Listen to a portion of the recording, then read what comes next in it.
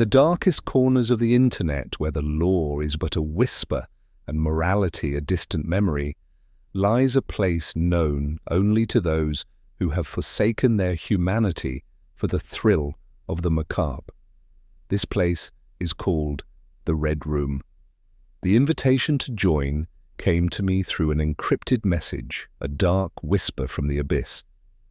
"Witness the final act," it read, followed by a link so obscured by layers of security that only the truly depraved could navigate to it. Curiosity, that age-old sin, led me there. The room was stark, painted in the blood-red hue of its namesake. A single chair sat in the center, bathed in a harsh spotlight that made everything else disappear into shadow. Around this room, I knew, were countless eyes, hidden behind avatars and anonymity, their excitement palpable in the digital ether. The screen flickered and a figure appeared, a host cloaked in black, their face obscured by a mask that resembled a grinning skull. The voice was as cold as the grave, announcing the night's entertainment with a chilling glee. "Welcome, spectators, to the auction of death. Tonight, we offer you not just a show, but a choice." From the shadows, a person was brought forth, bound and gagged, their eyes wide with terror, reflecting the harsh light of the spotlight. They were placed in the chair, and the host began to speak of the victim's sins, real or fabricated, to justify the horror that was to follow. The bidding began not in currency but in methods of death. The chat filled with suggestions, each more gruesome than the last. "Death by 1,000 cuts," one suggested, while another bid for drowning in sand.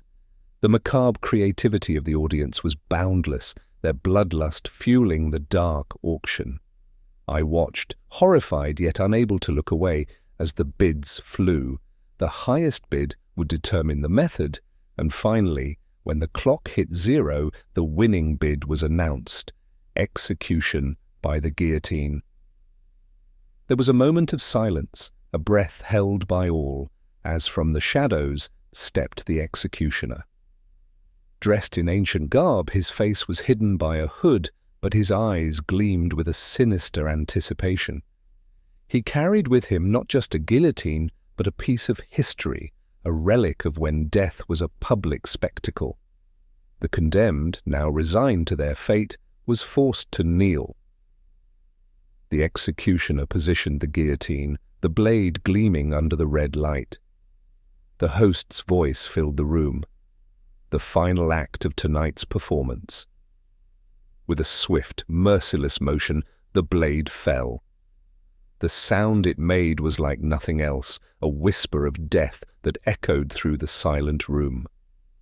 The body slumped, the head rolling away from the light into the darkness, a macabre end to the show. But the horror didn't end there. As the lights dimmed, the screen flickered again, and a new message appeared. "Thank you for your patronage. Your method will be honored in the next session. Stay tuned for more entertainment."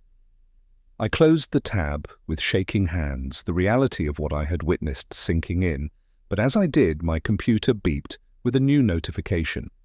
An invitation, this time with my name on it, to suggest the next method of death. The line between spectator and participant had blurred, and I realized with a chill that in this dark web of the Red Room, everyone was complicit. The terror wasn't just in watching death, it was in knowing that somewhere, someone was watching you, waiting for your next move in this ghastly game of life and death.